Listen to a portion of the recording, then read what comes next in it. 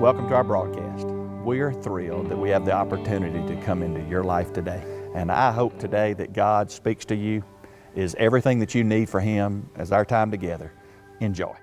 Would you give a warm and hearty Lakeshore welcome to one of Mississippi's own, Mr. Lance Barksdale.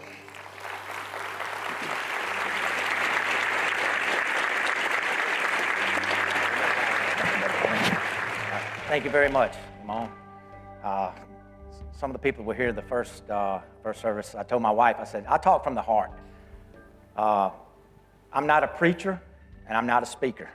I'm going to talk to you from the heart this morning. Like Brother Jay said, everybody does realize I'm an umpire. I'm not an NFL official, right? Everybody understands that. Okay, I just want everybody to know that going into this thing, okay? I'm kind of like where a movie, you go see a movie and it starts kind of in the middle, and it backtracks, and then it goes to the end. You're just not going to hear my ending story today, but I hope you will know where I will be when it ends. As a young boy in Macomb, Mississippi, I had to make a decision. In my job now, I make thousands of decisions every day that affect the players on the field, it affects the fans, it affects gamblers, it affects my family. But the most important decision I ever made as a young boy in Macomb, Mississippi, at a little Southern Baptist church, was to accept Jesus Christ as my Lord and Savior. Now, at the time, I got to be honest with you. Some of you know when you get baptized and you ask the Lord in your heart, I didn't realize the magnitude. I knew what I was doing. I knew I wanted to live God, but I did not realize the magnitude that decision would have on me.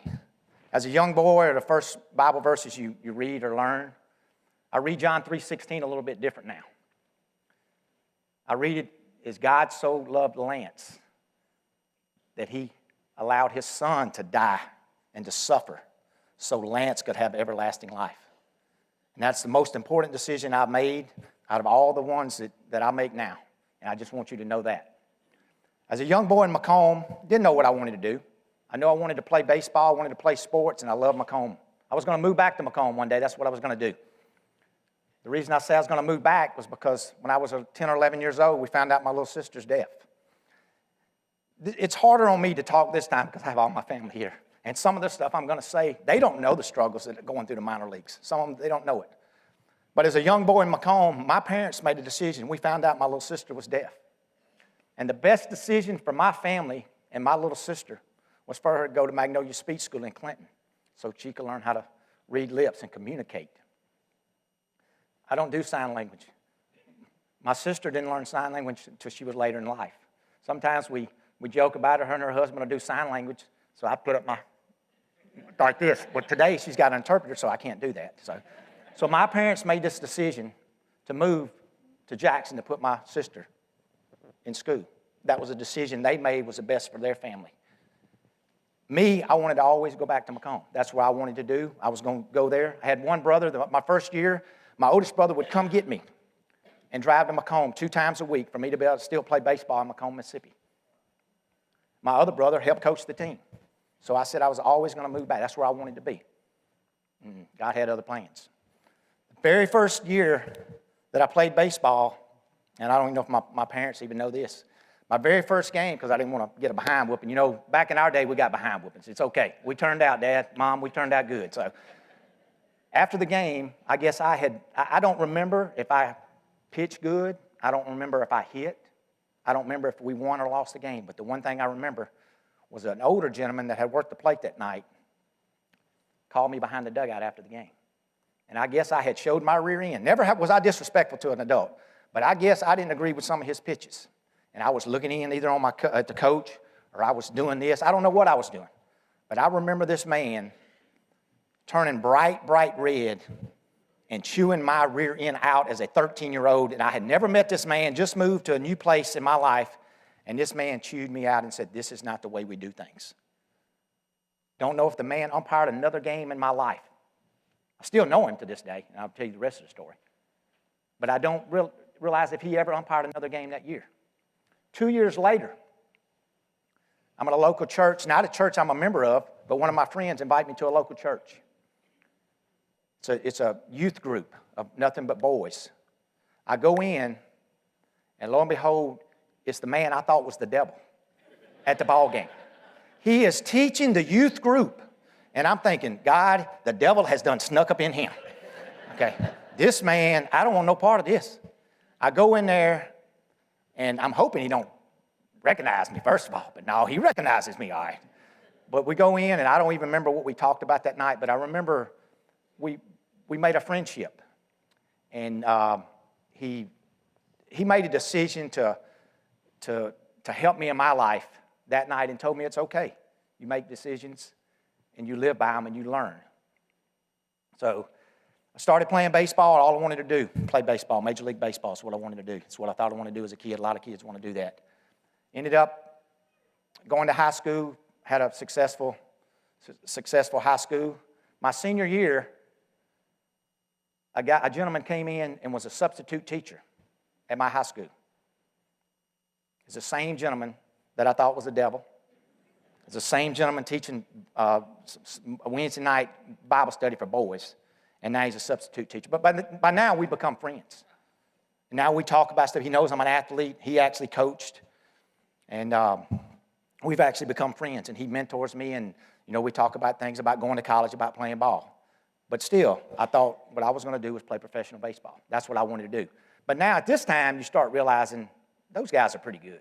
I'm probably not going to make it, but I want to go to college and play. So I get a scholarship at Mississippi College. I go my first year, I have arm trouble. I said, okay, I can get redshirted. I'll play next year. Baseball is what I loved. The next year I go back and I find out the arm trouble's still there. I'm going to have arm surgery. Now, I know I wasn't good enough to go to the major leagues, but I did want to play baseball at the college level because it's something I love to do. I had coached baseball,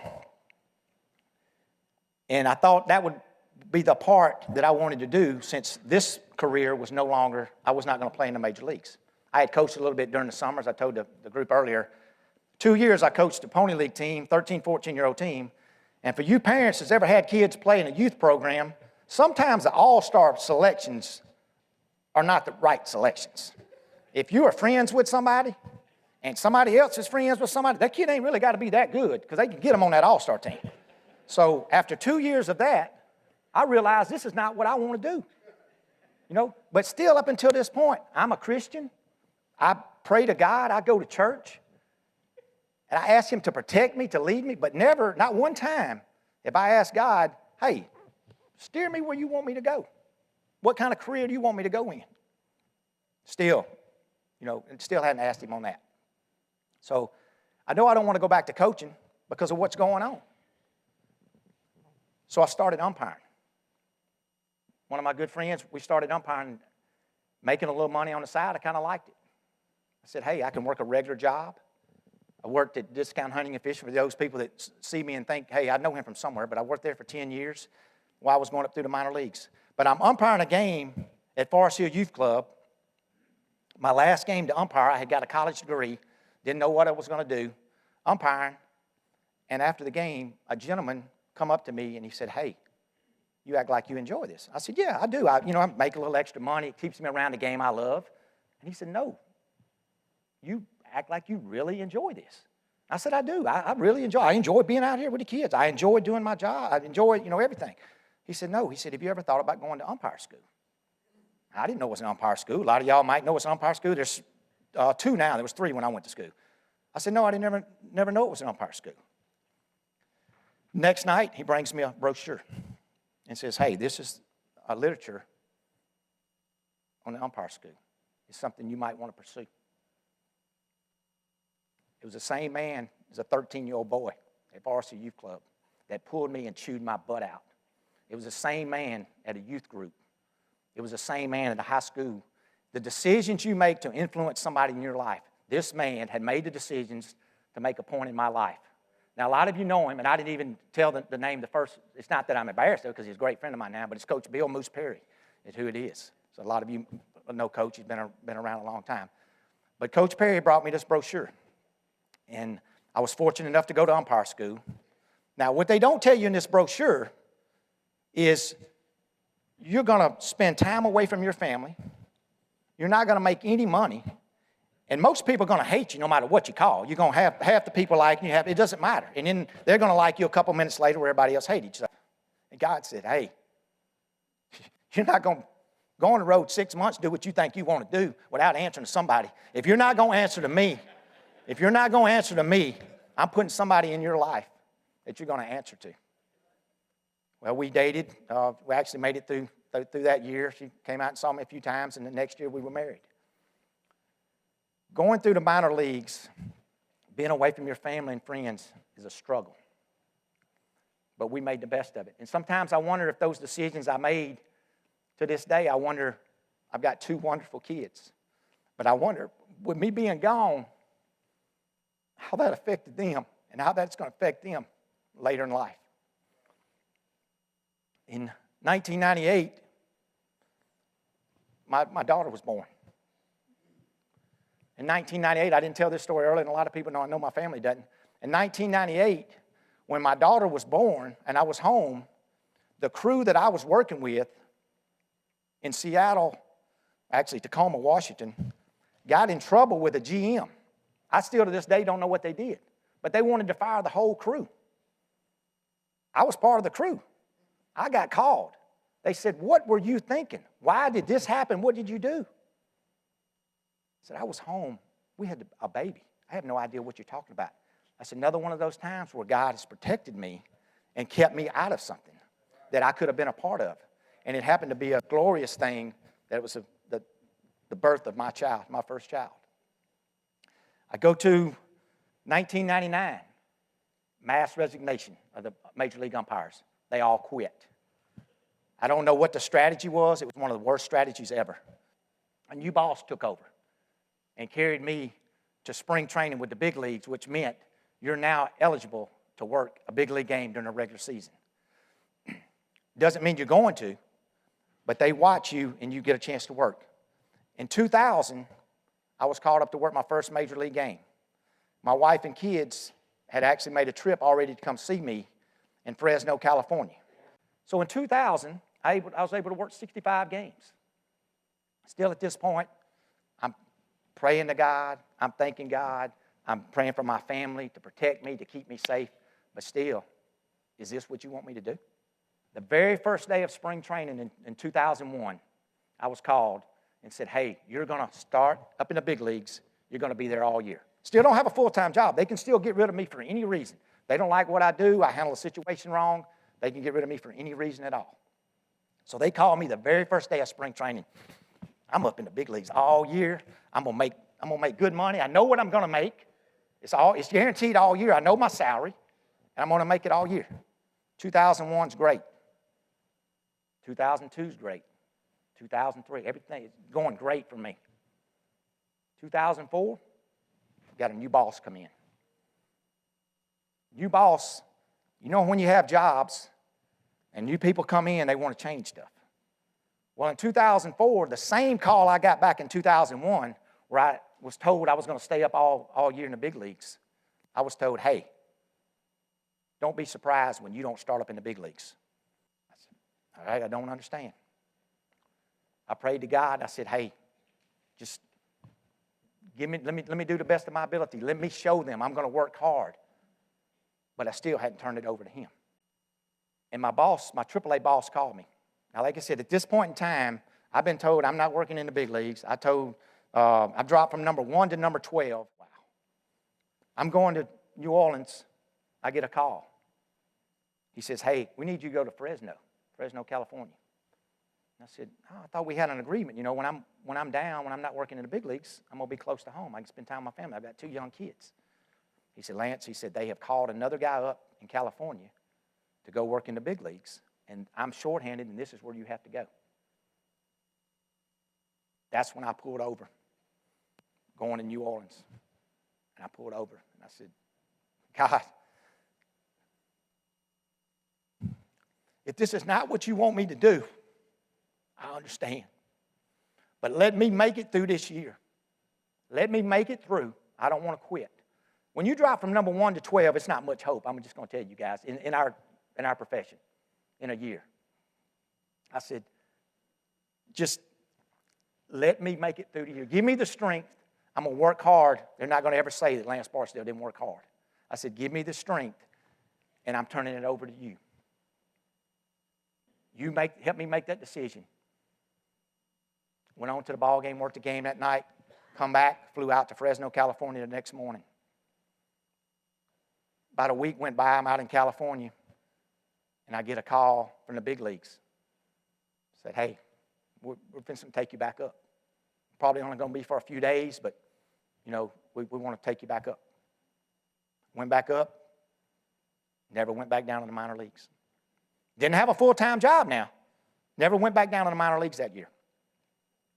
Because I finally, for the first time, I turned it over to him and let him make that decision. 2006, the middle of the year, I'm going into Atlanta.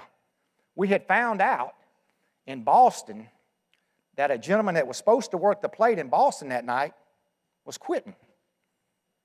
But I knew I was not on the top of their list. They had the other two guys, this new boss, liked better than me, even though I had more games, had more time. July 6th of 2006, I get a call. It's one of my minor league bosses that happens to work for the big leagues now.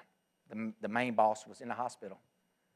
He called me, said, Lance, don't worry about the rumors you've been hearing. He said, you're the man. And I said, well, I appreciate it.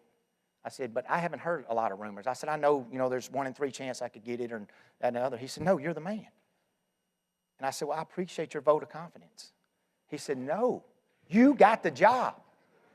Now, I can't tell y'all the emotions that I felt that day after working over 800 games in the big leagues. No guarantees, and getting a job on my daughter's birthday. You talking about somebody crying and praying and thankful? I was able to call my wife. This is life-changing. It's just the insurance. In 2011, there was a rumor going around that I was going to work the All-Star game that year, which is a big honor to us. I had a bulging disc in my back. I was going to miss a month. No All-Star game. No All-Star game. But you know what? I got it the next year. All my family was able to come. It was closer to home. And my family was able to be there and be a part of it and be able to share that with me. But the reason they were is because God was in charge and not Lance, because Lance would have picked it the year before. The decisions you make affect so many people. But I want you to know that of all decisions I made, the most important one I made was in Macomb, Mississippi, when I invited Jesus into my heart and take control of my life. But like I said, if I would have read the verse like I do now then, the magnitude of God actually putting his son up to die for me, there's no way I could imagine. I love people in here. No way I could do that to my child. There's no way that I could watch my child suffer because of the sins of somebody else. So no matter what you got going on in your life, it only takes one step to get back to him. He don't care. Some people say, I meet people when I travel, and you hear about people, they want to clean up their life before committing to God or start doing the right thing. He don't care. He wants you the way you are. But anyway, my daughter come home, and you wonder what kind of impact your job or the decisions you make have on your family. And I told him, I said, I'm going to retire before too long, probably 3 or 4 more years. My daughter looked at me, same one, and told me she wanted me to come home. She said, Daddy, I don't want you to retire. I want to bring my kids to the games. So that makes you feel like, hey, God knows what he's doing. He put you in a profession that allowed you to meet people, allowed you to do stuff like this right here. But the ultimate decision is not ours. We made that decision to accept him in my heart and live with God. But the decision to make is when God lets us know well done, my good and faithful servant. Well done. And that's all we should be worried about. And let him help you in life to make the decisions. Thank you so much for listening to me. It's a real honor to be able to do this, to be able to speak to you. And it's like we do when I umpire. I make mistakes. I probably rambled on, talked about stuff y'all don't even care. But I'm performing for an audience of one. And I hope he's proud of me today. Amen. Love you. Thank you, Brother Jay. Amen. Good stuff.